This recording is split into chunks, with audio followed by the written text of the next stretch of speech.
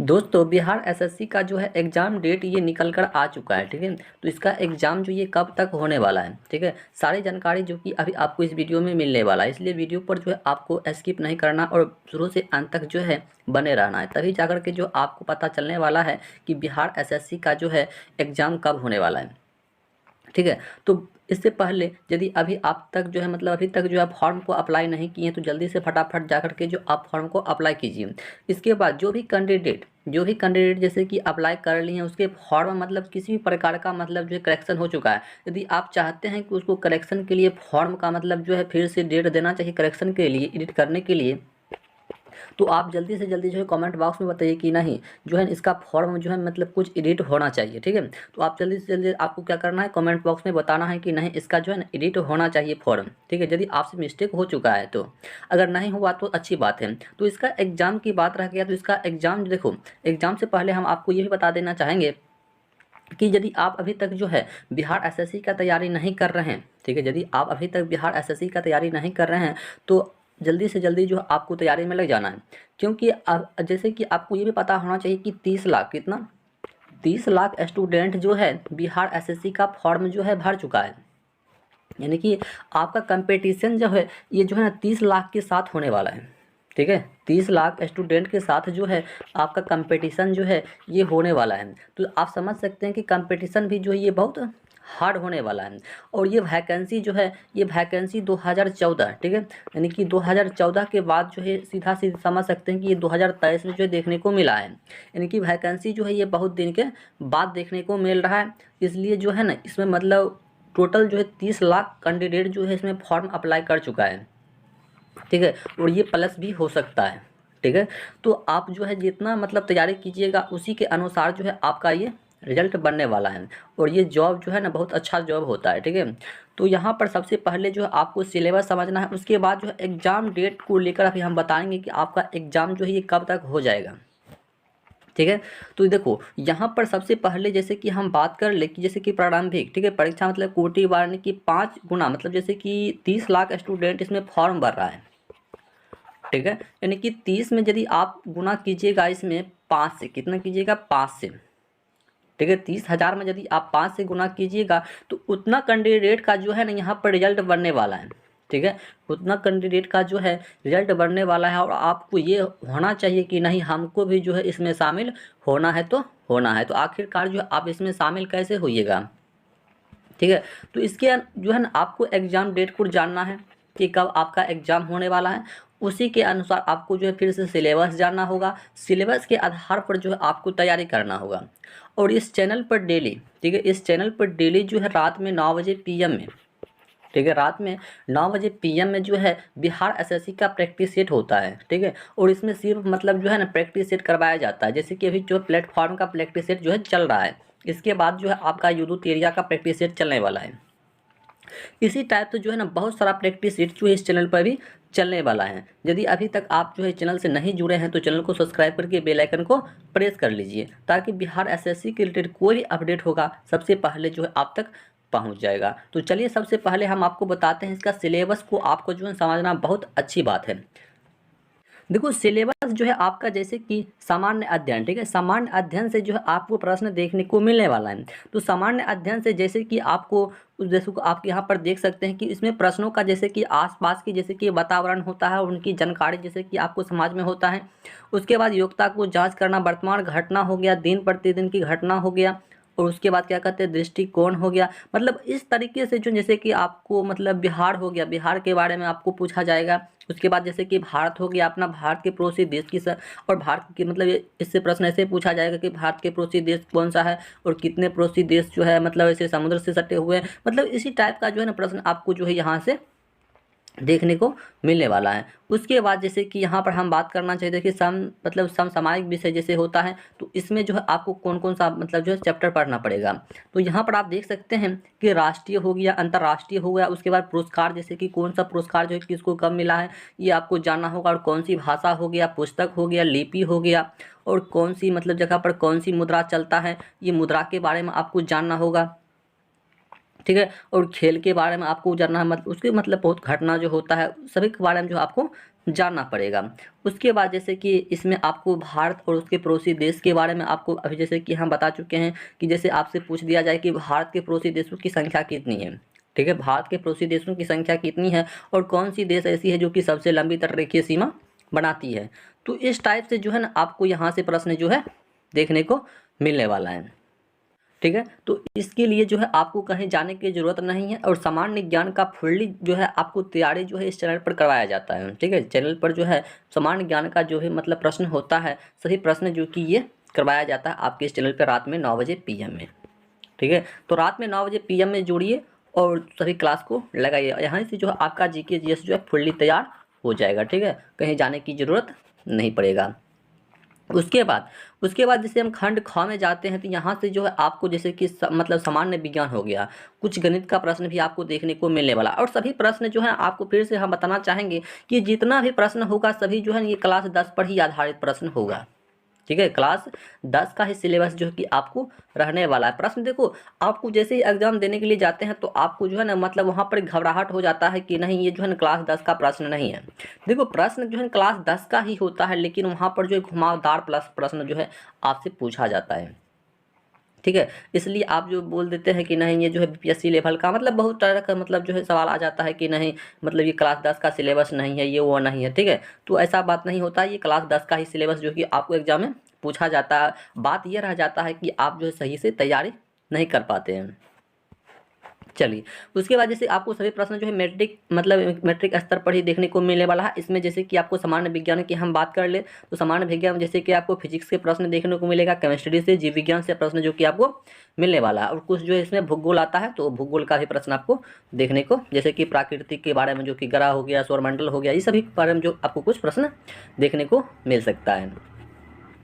उसके बाद जो है आपको यहाँ पर देखना पड़ेगा गणित, ठीक है। गणित से जैसे कि आपको मतलब संख्या पढ़ जिसको हम लोग नंबर सिस्टम बोलते हैं, तो इसका प्रश्न जो कि आपको एग्जाम में देखने को मिलने वाला है। उसके बाद दशमलव हो गया, भिन्न हो गया और ये मतलब मूलभूत अंक हो गया, प्रतिशत हो गया, समानुपात हो गया, औसत हो गया, ब्याज हो गया, लाभ हानि हो गया। तो इस मतलब इससे जो आपको गणित में प्रश्न देखने को मिलने वाला है। उसके बाद हम यहाँ पर बात करना चाहेंगे रीजनिंग से जो आपको कौन कौन सा प्रश्न मतलब किस चैप्टर से देखने को मिलने वाला है। तो यहाँ पर आप देख सकते हैं कि मानसिक क्षमता एवं जांच, इनसे जैसे कि आपको मतलब जो है ना होता है जैसे सादृश्य होता है, समानता होता है, भिन्नता होता है, स्थान होता है और समस्या होता है, विश्लेषण होता है, दृश्य होता है, अवलोकन होता है, अवधारणा होता है, अंक गणितीय होता है। ये सभी जो है जैसे कि आपको श्रृंखला कोड दे दिया जाएगा, ठीक है। तो ये मतलब जो है ना आपको इस टाइप का प्रश्न जो कि यहाँ रीजनिंग में देखने को मिलने वाला है, ठीक है। तो अब जो है यहाँ से आपको समझ आ गया होगा कि कितना प्रश्न जो कि आपको किस चैप्टर से मतलब जो है कहाँ कहाँ से चीज़ कौन कौन सा चैप्टर जो आपको सिलेबस में पढ़ना है बिहार SSC के लिए। देखो यही सब चैप्टर की जो है आप तैयारी कीजिएगा तभी जाकर के जो है आप जो है 30 लाख के साथ जो कंपटीशन में बैठ सकते हैं, ठीक है। 30 लाख स्टूडेंट के साथ जो है आप बैठिएगा तभी जाकर के जो ये कंपटीशन आप समझ सकते हैं बहुत हाई होने वाला है, ठीक है। कंपटीशन जो है ये बहुत हाई होने वाला है क्योंकि 2014 के बाद जो सीधा 2023 में जो है वैकेंसी आया हुआ है, ठीक है, समझ सकते हैं। और यदि इस बार चूक गए तो समझ सकते हैं फिर से 9-10 साल तक जो है आपका कोई उपाय नहीं है बिहार SSC में, ठीक है। तो इस बार जो आपको चूकना नहीं है। उसके बाद यहाँ पर आप देख सकते हैं कि क्वालिफाई मार्क्स जो है आपका क्या रहने वाला है। जैसे कि आप सामान्य वर्ग से आते हैं तो आपके लिए जो 40% रखा गया है, ठीक है। आपका क्वालिफाई मार्क्स जो है ये 40% रखा गया और यदि पिछड़ा वर्ग से आते हैं तो 36% रखा गया है। यदि आप अपी वर्ग से आते हैं जैसे इसमें आपको 36% मतलब 34% रखा गया है।